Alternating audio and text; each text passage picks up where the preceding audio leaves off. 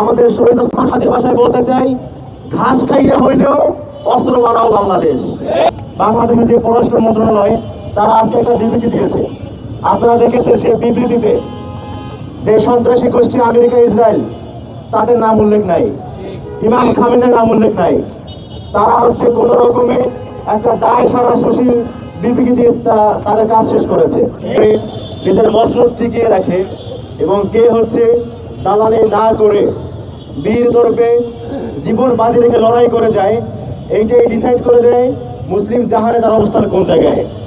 ইমাম খামেনির সাথে আমাদের আকীদাগত পার্থক্য রয়েছে, কিন্তু এ সত্ত্বেও আমরা আগ্রাসনের বিরুদ্ধে তার যে হার নামানো লড়াই, এইটা থেকে আমরা এটাকে আমাদের অনুসরণের আদর্শ বলে মনে করি। আমরা এখন থেকে দ্ব্যর্থহীন কণ্ঠে বলতে চাই, আমেরিকা ইসরায়েল সন্ত্রাসী গোষ্ঠী যে আগ্রাসন চালাচ্ছে সে আগ্রাসনের বিরুদ্ধে বাংলাদেশের মানুষ সবসময় তাদের অবস্থান ব্যক্ত করেছে।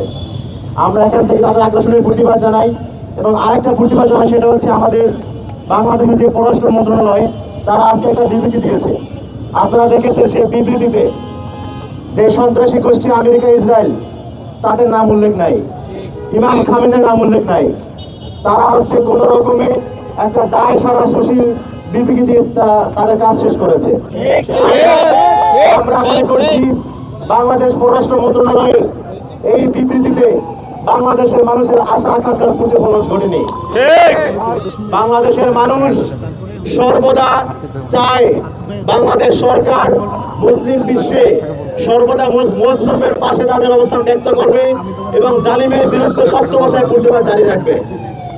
প্রিয় বাংলাদেশ, আর একটা কথা বলবো, সেটা হচ্ছে এই আধুনিক বিশ্ব রাষ্ট্রে যেখানে সবাই শক্তিকে কুর্নিশ করে চলে, যেখানে আমেরিকা ইসরায়েল সন্ত্রাসী গোষ্ঠী পুরো বিশ্বে তাদের আগ্রাসন জারি রেখেছে, এইখানে নিজ দেশের নিরাপত্তা নিশ্চিত করার জন্য, নিজের দেশের মানুষের জাতির জীবনের নিরাপত্তা নিশ্চিত করার জন্য সামরিক শক্তি অর্জনের বিকল্প নাই। আমাদেরকে অবশ্যই সামরিক শক্তি অর্জনের লক্ষ্য দেওয়া উচিত, কারণ আমাদের যে ভৌগোলিক অবস্থান, আমরা ভৌগোলিকভাবে এমন একটা রাষ্ট্রের পাশে বসবাস করি যাদেরকে বলা হয় এই দক্ষিণ এশিয়ার ইসরায়েল। আমরা মনে করি বাংলাদেশ সরকারের উচিত আমাদের সামরিক শক্তি বৃদ্ধি করা। এই কথাটাকেই আমরা আমাদের শহীদ ওসমান হাদির ভাষায় বলতে চাই, ঘাস খাইয়ে হইলেও অস্ত্র বানাও বাংলাদেশ। ঘাস খাইয়ে হইলেও অস্ত্র বানাও বাংলাদেশ। এই বিশ্ব ব্যবস্থায় আমরা মাথা উঁচু করে বাঁচতে চাই, আমরা কারো দয়া অনুকম্পা নিয়ে বাঁচতে চাই না। আমাদের যে মূল্যবোধ, আমাদের যে আশা আকাঙ্ক্ষা, মুসলিম জাহানের প্রতি, মুসলিম উম্মাহের প্রতি আমাদের যেই কমিটমেন্ট, সেইটা আমরা মাথা উঁচু করেই দিব।